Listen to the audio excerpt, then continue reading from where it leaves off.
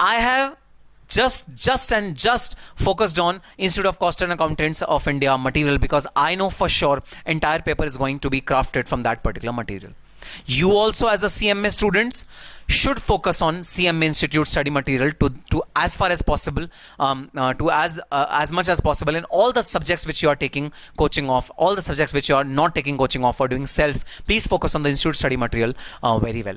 I have in my entire book have focused particularly on Institute of Cost Accountants of India study material only, and I've taken some past examination questions, some more practice questions from the RTPs, MTPs, and I've focused exclusively on CMA final syllabus because I know that entire examination is going to come from this particular study material only. Therefore, my book is inspired from the Institute study material. So you need not look at any other reference material, any other book for studying direct taxation. The book which has been supplied to you, the notes which have been supplied to you in my classes, they are more than sufficient. If you do those thrice, and if you just give me tests which are scheduled for you in the WhatsApp group. Oh, what are you saying? You're not in the WhatsApp group? Please call up my team at 9643929913 and add yourself in the WhatsApp group. Weekly tests are happening on direct taxation in that WhatsApp group. So just get yourself added in that WhatsApp group and you will be privy to the test series, the discussions which we have on a normal basis, the assignments which I give for taxation on a regular basis. You will be privy to all those information through those WhatsApp groups. Vanakkam, Namaskara and Namaskar. Welcome to this session of the direct taxation. So yes, we are going to start 100 marks paper of your syllabus, CMA final group 3 direct taxation. Needless to say, one of the lengthiest subjects of your syllabus, direct taxation. Undoubtedly, you have already encountered direct taxation in your intermediate and you have done a big quite a lot chunk of income taxation you have already studied. But yes, now we will build upon your concepts from the inter to the final and we will go to the next level of concepts and all the concepts which you have studied in your intermediate class. Sir, let us tell you one thing very frankly before you start teaching us the subject. Sir, we seldom remember any concept of intermediate because it has been a while since we have given our intermediate examination. Definitely, I understand that. Do not worry. I will teach all the concepts starting from the base, starting from the scratch till the level which is required in CMA final. So even if you have not been able to remember all the concepts well of intermediate, nothing to worry about. We will first of all do all the basic concept clarifications and all the concept clarity whichever you required for your intermediate. We'll do all those things and then we'll build upon your CMA final syllabus. But before we get on to our syllabus, I need to talk some basic stuff with all of you. I need to talk the relevance of the subject with you. Before delving into the subject, it is really important for all of you to know whether this subject is of any use to you in your future, in your career, in your professional pursuit as a CMA. Okay. So I'll ask you a very basic question. Question is, what do you mean by CMA? What is CMA? Sir, are you kidding with us? So this is our heart and soul. This is the thing which we are working for day and night. How could we not know what is CMA? Of course. So what is the full form? So the full form is Cost and Management Accountant. Absolutely. So the two relevant words which are there in this abbreviation is cost and management. Cost accountants primarily deal with costing. Costing is our forte. How to compute cost of a particular product, how to compute cost of a particular service, what is the profit margin which we are going to earn while we sell this particular product or this particular service. This is our core area of study. So yes, costing is the area which we are made for. Costing is the area which we are going to use for almost all the time when we are in our professional journey, in our professional world, in our corporate job. Whenever we are over there, costing is the primary thing which we are going to look at. So what is the relevance of direct tax?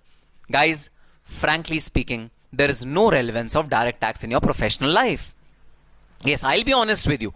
I'll be absolutely truthful with you. I don't want to keep you in some dilemma or in some misconception. I want to clear all your misconceptions before we start on to the subject. Before we get on to the subject, of course, yes, it is a mandatory subject of 100 marks in your syllabus. So you need to score well. You need to pass this subject to attain good rank. If you are aiming for a rank, and if you are aiming for qualifying your CMA, undoubtedly you have to pass this subject. So you have to study this subject and clear it, irrespective of the fact whether it is relevant for your future or not, irrespective of the fact whether it will be utilized in your future or not. But the harsh truth is, this subject is of very less importance in our practical life. We as cost accountants do not deal with direct taxation ever in our professional careers because we are dedicated to costing. Costing is our forte. So costing is the area where we'll be working upon, and direct taxation will be of no use to all the CMAs or all the prospective CMAs whom I'm talking to as of now. So sir, why has institute forcibly put 100 marks paper in our subject? We could have done away with this subject.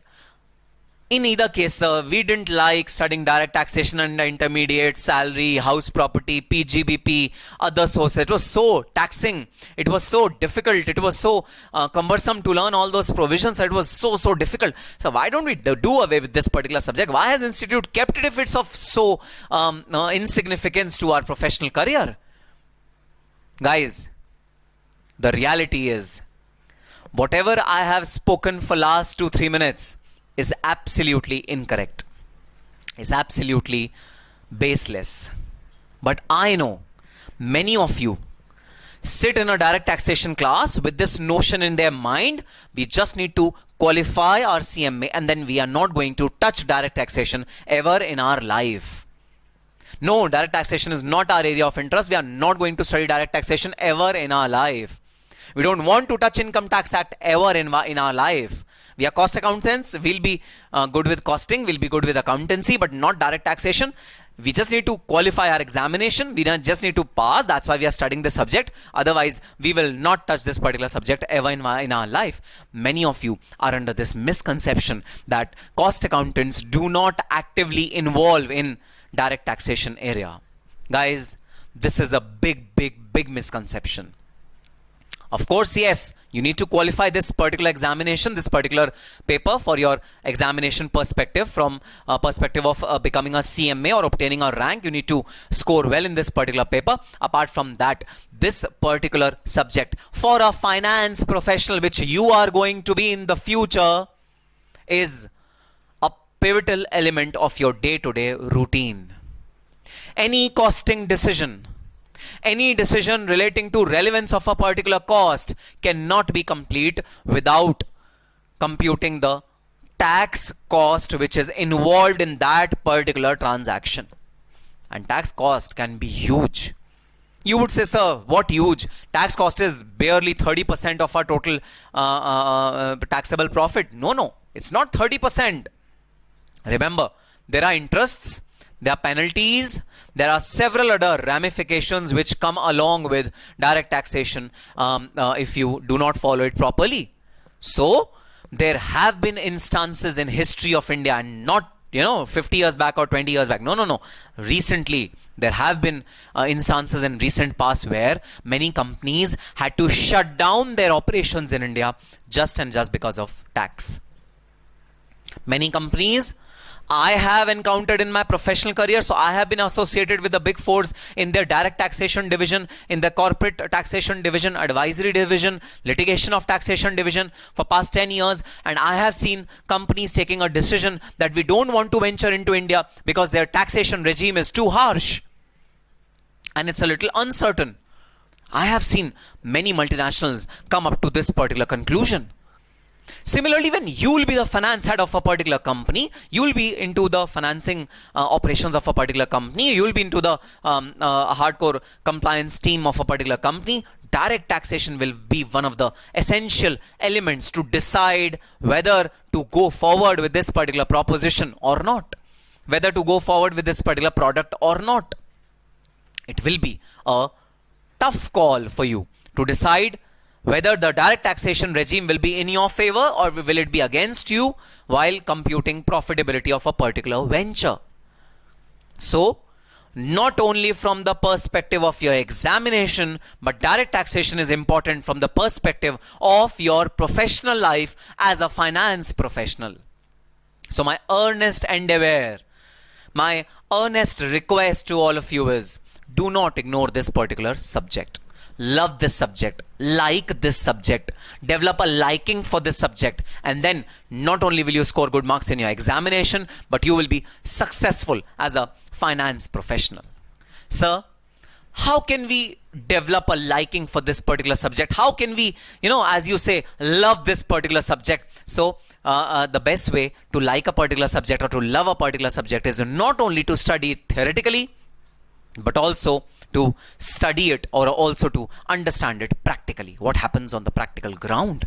What happens when a taxation a case is being heard before a High Court, Supreme Court, Income Tax Appellate Tribunal, CIT appeals? What happens in those forums when you are deciding a particular case or giving your arguments before the court?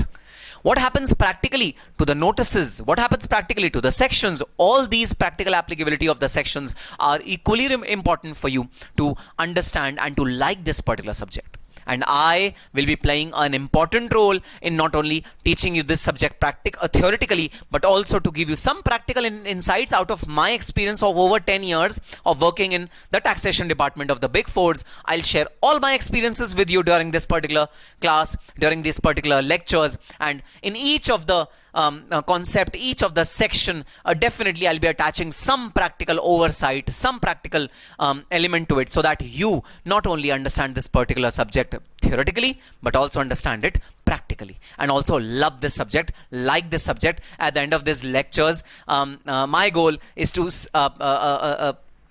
develop that feeling in you that you say, sir, we not only want to qualify our CMA final examination with flying colors in direct taxation, but also we want to be a direct tax professional, a direct tax consultant in our professional life. We love this subject so much. My target for all of you is that.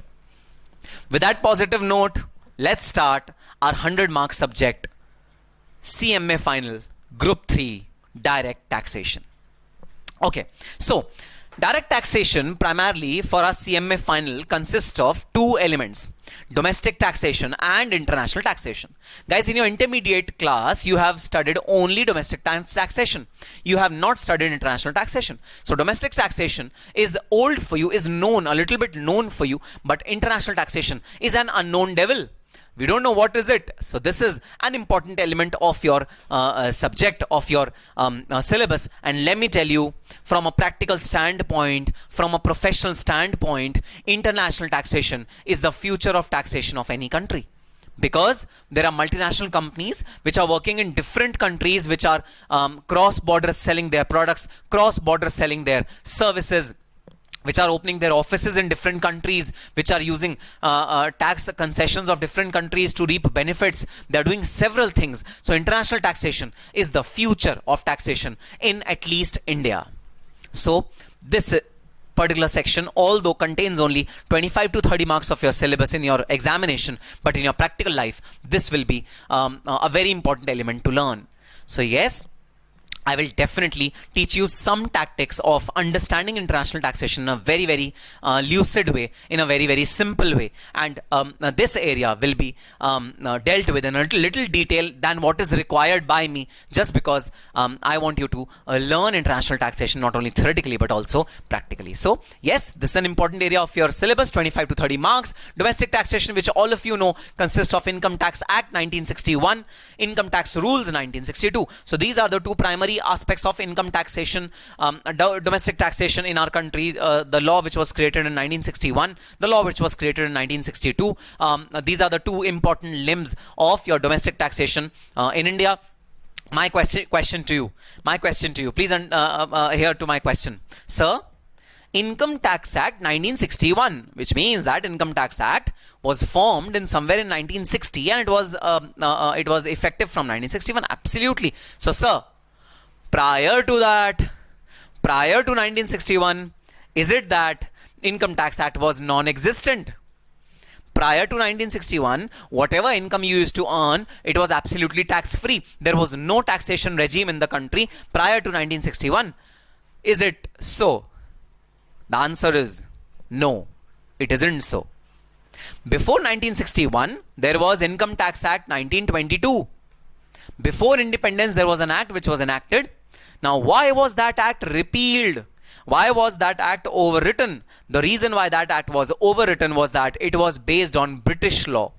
It was based on the provisions which were there in British law. Therefore, those provisions were to be modulated. Those provisions were to be carved out to make it susceptible to make it suitable to the Indian requirements. Therefore, 1922 Act was scrapped off and 1961 Act was replaced, and 1961 Act, as amended every year since then, is the current Income Tax Act which is in front of us. Income Tax Act 1961 accompanied with income tax rules. Now, so what is the need of creating these two separate books? And you might have seen Income Tax Act, it is this thick. Income tax rules is also this thick. So what is the need of creating two separate limbs of a particular law? What is the relevance of creating rules along with the act? Now, let me tell you a very useful insight on creation of rules. Okay, so income tax, or for that matter, any act, any law which is there in the country, consists of rules and the Basic Act. The Basic Act contains the provision of the law which tells you that what are the provisions of the law, what are the things that you need to follow, what are the compliances that you need to make. They will tell you the basic principles. But rules will tell you how are you going to follow the law. What are the steps that you are going to follow a particular law? How are you going to follow a law? What are the forms that I need to fill? So all the procedural aspects of the income tax, all the procedures related to income tax are enumerated in the income tax rules. So Act contains the basic provisions, and rules contains the procedure, how to implement those basic provisions.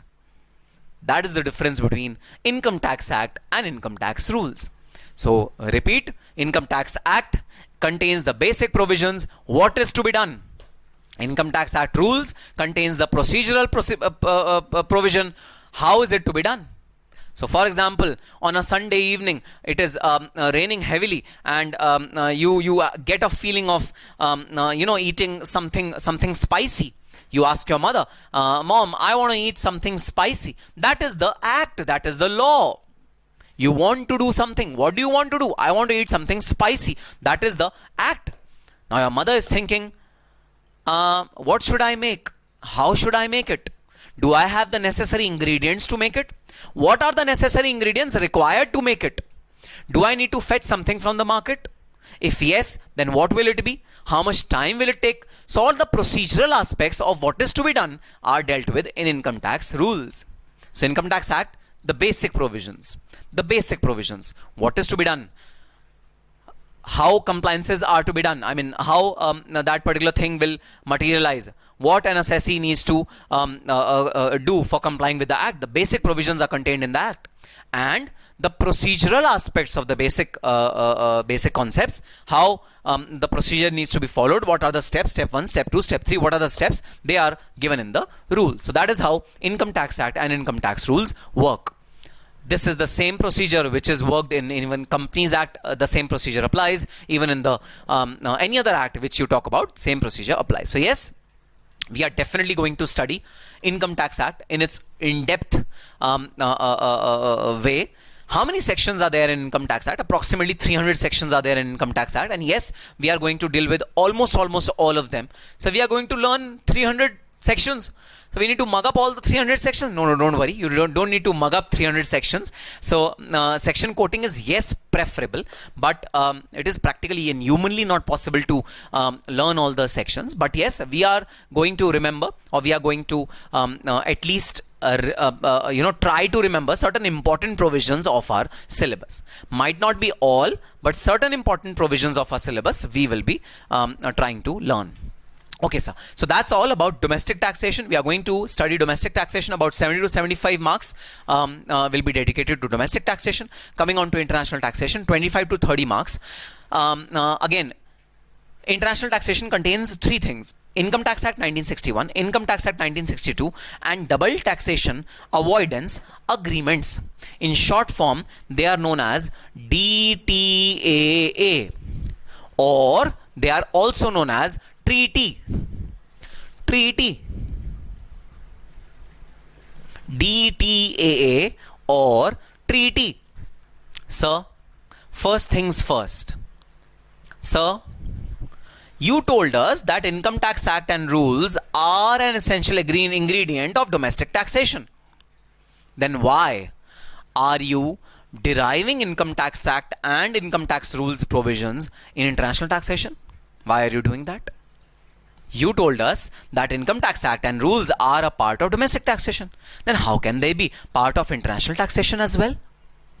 Okay, the answer to this question is, if you want to go to the double taxation avoidance agreements, which deals with international taxation, if you want to go there, you need to take the route via the Income Tax Act. Income Tax Act will tell you in what circumstances should you go to the double taxation avoidance agreements. So Income Tax Act contains those provisions which will tell you that how to use double taxation agreement, where when to go to double taxation agreement, how to utilize double taxation agreement. Income Tax Act will itself tell you. Therefore, if you want to go to the double taxation avoidance agreement, which are the treaty, which are the basic ingredients of our international taxation, you have to go via the Income Tax Act. Plus, there are certain provisions which are related to transfer pricing, which are given in Income Tax Act, which again relates to international taxation. Therefore, international taxation or domestic taxation, Income Tax Act is the basic, is the mother law, is the Bhagavad Gita of taxation. Whether it's Income Tax Act or whether it's international tax or it's domestic tax, Income Tax Act will form the basic. And then it will go to this weird looking, difficult to spell thing, which we don't know, sir. We have never heard of this thing. This is very new for us. Double taxation avoidance agreement, treaty, DTA. We don't know, sir, what is this? Don't worry. Even if you don't know what is it, we'll in our lecture deal with it in a detailed manner. You won't have any problems in understanding what DTA is after we complete the international taxation part of our syllabus. Okay, so sir, we got the overview. We are now very, very clear about the two parts of our direct taxation syllabus. So sir, now we are really excited to start studying one of the elements. So which element are you going to start today? Which element are we going to study today? Guys, we are going to study international taxation today. International taxation is the topic which we are going to start. Sir, but don't you think that international taxation, before studying international taxation, we should have some basic idea about domestic taxation also? Guys, there is no problem in starting with international taxation without starting domestic taxation. I will help you out at every stage. Wherever domestic taxation provisions are required, I will reiterate them. Wherever those provisions are required, I will tell you. But those provisions are required in a very, very short and small and crisp manner. So they are not required in detail. So no, don't have this notion in mind. So we are starting international taxation, but we have not started domestic. That's not a problem. We can directly go to international taxation. We need not study domestic taxation to understand international taxation. Therefore, don't worry, we'll start with international taxation and you will face no problem at all. There is no hard and fast rule that yes, we first have to start domestic taxation, then we have to go on to international taxation. So today I'm eagerly waiting to start international taxation with all of you. Okay, so as the name itself suggests, international transaction. International transaction means, this word international means multiple countries are involved in this particular kind of transactions. In this taxation, multiple countries are involved. International means international.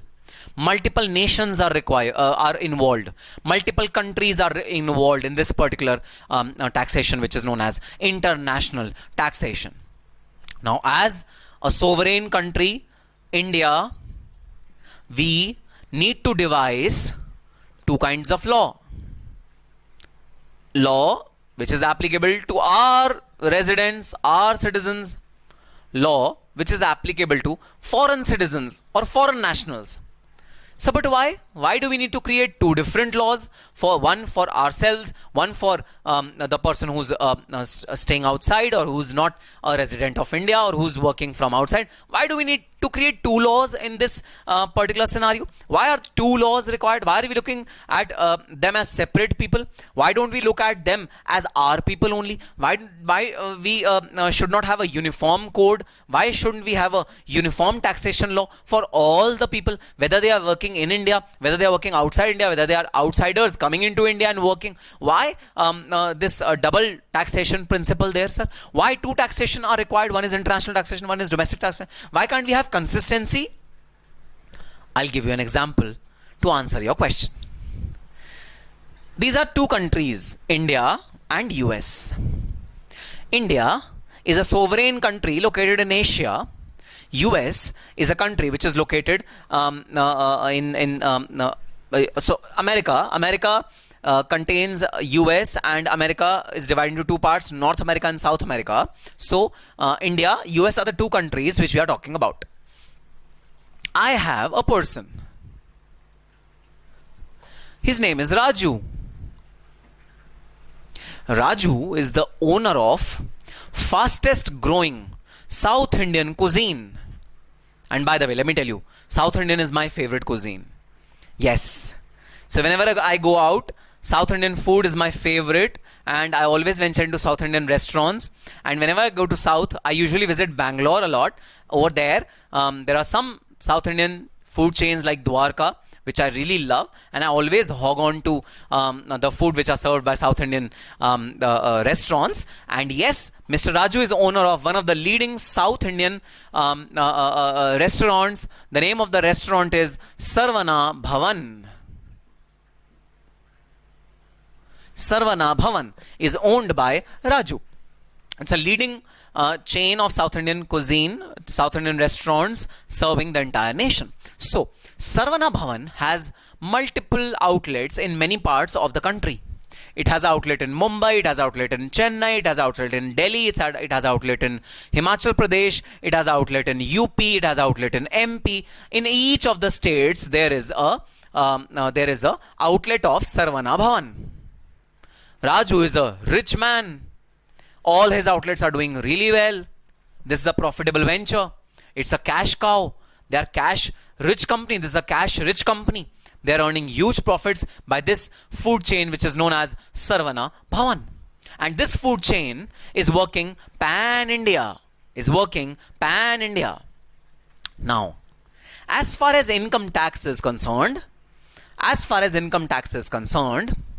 in pan-India, there is only one authority which levies income tax, which is the Income Tax Act 1961, which is administered by the central government. Central government administers this act known as the Income Tax Act.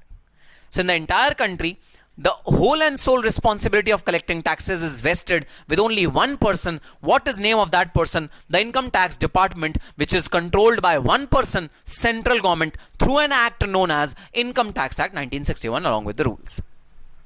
So, wherever a profit is being earned, the entire profit taken together will be taxed in a singular manner. Where? Under the Income Tax Act 1961. The entire profit will be taxed in a singular manner by the single person who's the central government through Income Tax Act 1961. Now, I'll give you a hypothetical situation. Now understand the hypothetical situation. Now this is absolutely hypothetical. It has nothing to do with anyone real or live. This has never happened in India. It will never happen in future also in India. I am giving you a hypothetical situation. Assume that Delhi outlet, the Income Tax Act is scrapped in near future. It is scrapped, and the Delhi government is required to prepare its Income Tax Act. So Delhi government prepares its Income Tax Act by the name of Delhi Income Tax Act. Mumbai government prepared its act by the name of Mumbai Income Tax Act. MP government creates its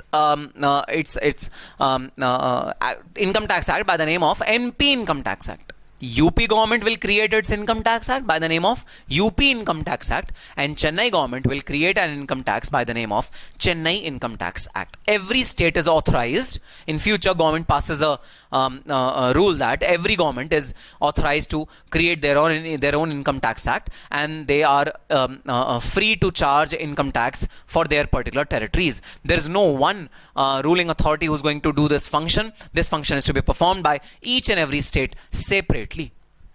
Now, there will be a tussle. There will be a fight. Suppose a person who's staying in Madhya Pradesh gets a masala dosa packed. Okay? A person who's staying in Madhya Pradesh gets a masala dosa packed. He's traveling from Madhya Pradesh to UP. Soon as he comes to UP, the dosa which he packed, he consumes that dosa in UP. Now the question is, which state should levy tax on this particular dosa? Should it be the Madhya Pradesh government who has created or manufactured the product? Or should it be the UP government where the product is being consumed? There can be one other example. There can be another example. Okay, I'll give you another example. A person from Delhi, Saravana Bhavan, there's a outlet in Saravana Bhavan, Delhi. The outlet in Saravana Bhavan, Delhi produces, say, 100 dosas, and they deliver this dosa to Haryana or UP. They deliver this 100 dosas. There is a function in Haryana or UP. They pack these dosas and deliver it to Haryana. So the sale actually happens in Haryana. The manufacturing happened in Delhi. Manufacturing of dosa happened in Delhi. Sale of dosa happened in Haryana or UP, Uttar Pradesh. Now you will tell me that, sir, if you make dosa and you pack it, then it will go bad. It will become soft. It will not be worth eating. I mean, dosa is only eaten when it's made freshly. I mean, it's hot. Then only it's tasty. Otherwise, it will lose its taste. It will be very soggy. It won't be good. That's okay. I am not offering you any dosa to eat right now. Neither am I actually planning to open a food chain which will supply dosa interstate. We are just giving a hypothetical example. This is just a hypothetical example. So don't be emotional about it. I know even I am emotional about dosas. My dosa has to be crispy and it has to be hot, but that's okay. I am producing dosa in Delhi, selling it at Haryana or UP. There's an interstate sale. Now in this case, government of Delhi will say, oh, the dosa was manufactured at my premises. In Delhi, dosa was manufactured. So the Income Tax Act should be levied in Delhi. What will Haryana government say? Haryana government say, so what if the dosa was produced in Delhi? So what? It was sold in Haryana. So Haryana government should take the taxes, should take the income tax of the dosa sold in Haryana. Or the UP government will say, no, dosa was sold in UP. So the tax should be levied at UP. Similarly, on consumption basis, where was the dosa consumed? Some governments can claim income tax act should be levied in the area where the dosa was consumed. So, crux of the matter is, if you split taxing rights within India, within different state governments, then there will be a tussle. There will be a fight. Everyone would want to take their share of income tax act. Everyone will want to tax that particular transaction in their particular state so that they get their pie of revenue. Everyone will fight for their revenue. Just because the income tax is a center matter today, this is not the scenario where states are given right to levy income tax. Income tax is levied by the central government, so there is no dispute. Whether dosa is produced in Delhi or produced in Haryana, consumed in Haryana, supplied to Faridabad, consumed in UP, doesn't matter. Entire country is one as far as Income Tax Act is concerned. Therefore, there is no dispute in this matter that who will levy tax? Who will levy tax? There is no dispute. So, there is no problem. But problem will arise if I split the taxing rights. I'll give you an example internationally now. I've given you a domestic example now. Now let's come on to international level. Okay. So, Mr. Raju, a leading businessman who is into the business of providing South Indian cuisine to its customers. It has hotels, it has restaurants, outlets all over India. He now wants to venture to US. He wants to open certain premises, certain outlets in US. So he says that, okay, I want to open a premises in New York. I want to open a outlet in New Jersey. I want to open a new outlet in California. I want to open a new outlet in several other parts of US. So I want to do business over there also. And he establishes all other branches of his Sarvana Bhavan in entire US. He is profitable once again over there as well. Because not only the Indians who are staying in the United States, they enjoy and they relish South Indian food, but also the Americans who for a change want some new cuisine, who for a change want something new to be eaten, they enjoy South Indian food as well. And mind you, South Indian food, which is very cheaply available in India, is sold in the United States or for that matter UK in hefty bucks. So I'll give you a example that I have seen practically in my life. Idli, one idli. If you buy it in Kerala, if you buy it in Chennai, if you buy it in Bangalore, you buy it in Odisha, you buy that particular idli in any part of South India, you'll get it for 2 rupees, 3 rupees or 5 rupees per piece. You come to Delhi and you will get one idli for 70 rupees per piece. Yes, 140 rupees per plate. You go to United Kingdom, you will get that idli for 700 rupees per plate. So that is the variability of prices owing to the economy of that particular country, owing to the paying capacity of that particular country, owing to the costs which are involved in creating such a setup in that particular country. We are definitely required to pay more in the country where we live in. So I still remember when I went to London for having a small vacation. At that point in time, I had a dosa, masala dosa, which costed me $1,000. $1,000 for one masala dosa in Sarvana Bhavan. So yes, the prices vary. But the question over here is tax, not price. The tax is to be levied by governments. Now, what will United States of America government tell Mr. Raju? United States of America will tell Mr. Raju, oh Mr. Raju, I know you are an Indian. By heart, you are an Indian. You've been grown up in Indian. You've been born and brought up in Indian. All your infrastructure is in India. Your factory where you produce these dosas and their batter and their raw material is put together. That's all in India. Your infrastructure is all in India. You send semi-cooked items to United States, and those semi-cooked items are then converted into fully cooked item, and then they are sold. We know everything. We know your business model day in and day out. But Mr. Raju, tell me, where have you earned the income from? You've earned the income from New Jersey. You've earned the income from New York. You've earned the income from customers in California. So, Mr. Raju, you are required to pay tax for the dosas, idlis, paniyaram, appam, which you have sold in New Jersey, in New York. You have to give your income for selling all those products to the US government. Now, the question is, US government has a different income tax department? Of course, yes. Indian government has a different income tax department. US government has a different income tax department. Absolutely. So what will US government say? US government will say, Mr. Raju, please pay your taxes in the United States of America for all the products, for all the services that you've rendered in the United States of America. Now, here, the Indian tax government will intervene. Now, you please tell me, what will the Indian government say? What will the Indian government tell Mr. Raju? Indian government will tell Mr. Raju, you are a resident of India.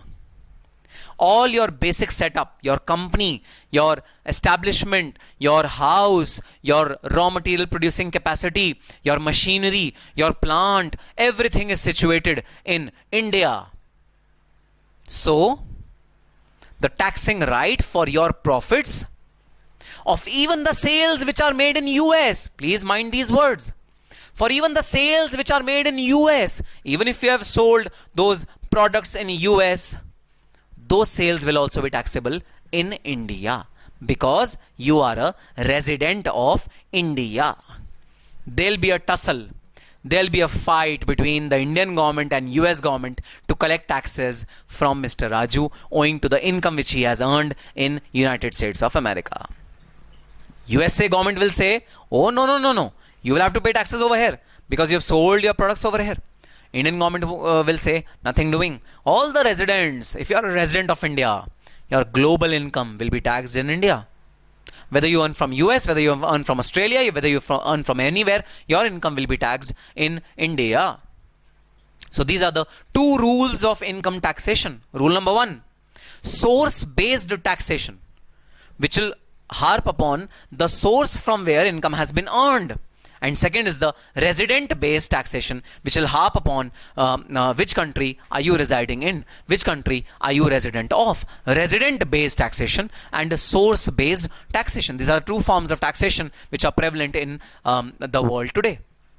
And governments, according to their suitability, according to their interest, they will choose one of them, whichever will be beneficial to them. So I'll give you another example. Mr. Joseph. Mr. Joseph, resident of United States of America, a leading businessman having outlets for Subway. Subway are the burgers which contains fresh veggies.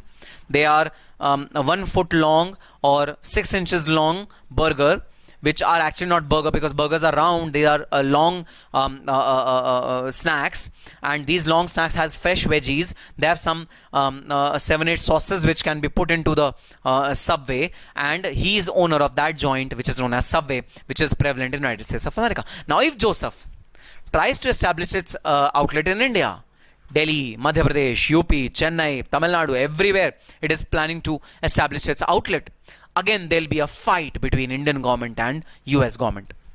Now what will US government say? US government say, oh Mr. Joseph, you are resident of United States of America. Okay, now US government will forget about source rule.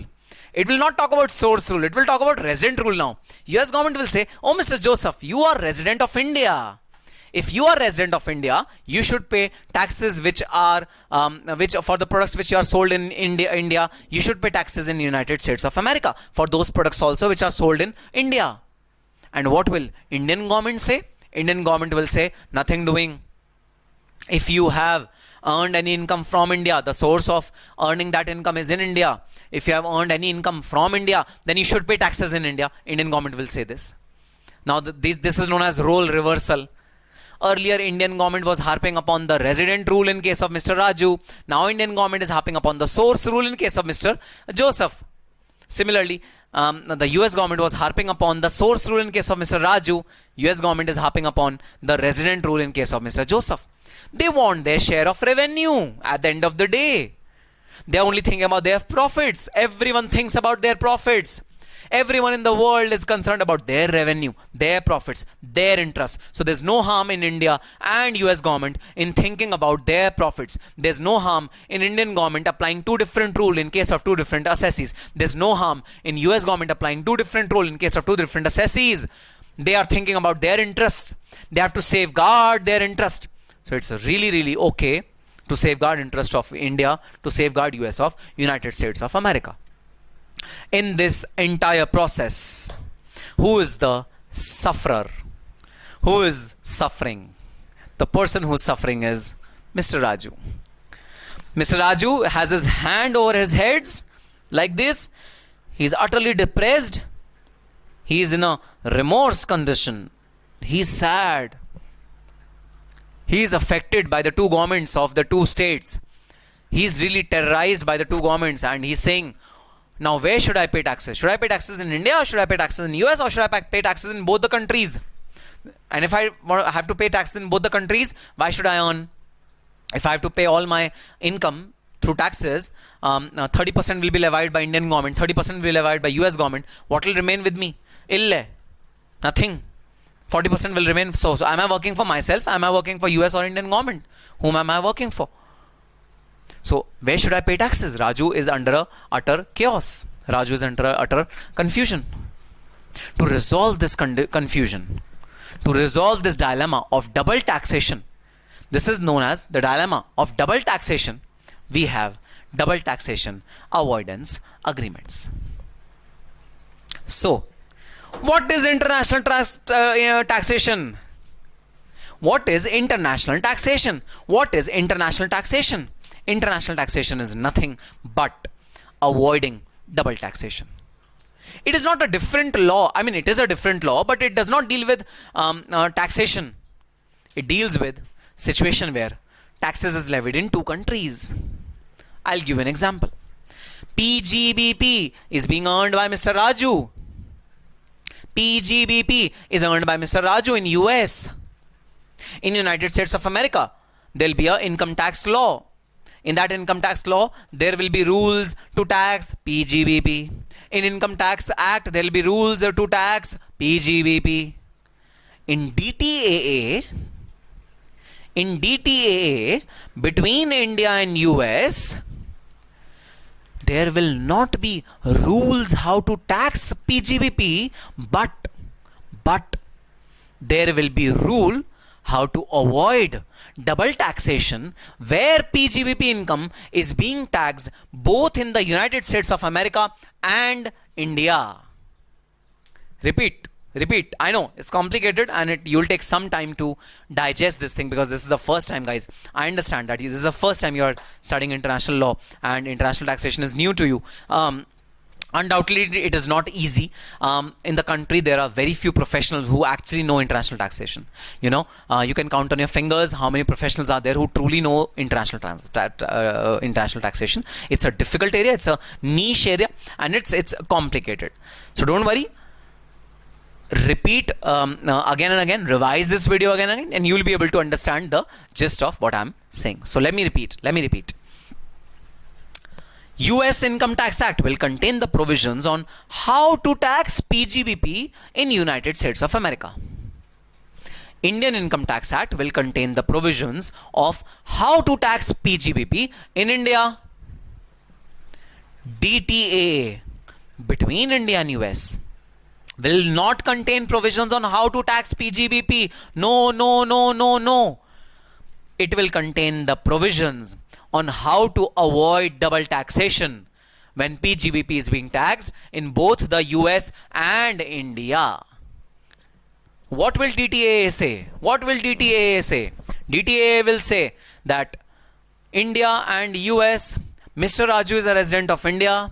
So dear US government, you please don't levy the PGBP tax on Mr. Raju since he is a resident of India. DTAA will say this.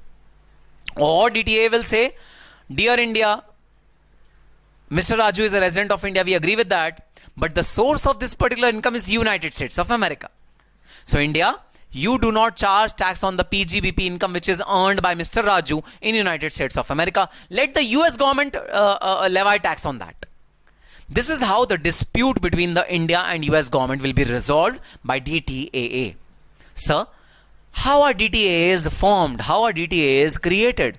Guys, representatives from India, representatives of US both sit together and agree upon a DTAA.